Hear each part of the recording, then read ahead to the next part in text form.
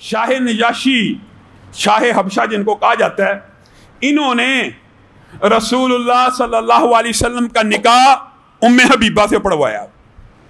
अब आजकल बहुत से मसले लोग पूछते हैं कि लामा साहब टेलीफोन पे निकाह हो जाता है, हजारों किलोमीटर दूर बैठ के निकाह हो जाता है। यह सबसे वैलिड कवी दलील है कि शाह हबशा ने, नजाशी ने हजारों किलोमीटर दूर बैठ के उम्मे हबीबा को रवाना किया और कहा मैं रसूलुल्लाह की जोजियत में इतने हक महर के इवज देता हूं। आपको पता है ना, उम्मे हबीबा का हक महर आपकी अज़वाज में से सबसे ज्यादा था, सबसे ज्यादा, खानदानी कराबत की वजह से भी। और रसूलुल्लाह सल्लल्लाहु अलैहि वसल्लम का जब इन्होंने निकाह पढ़ा के भेज दिया, रसूलुल्लाह ने कबूल किया।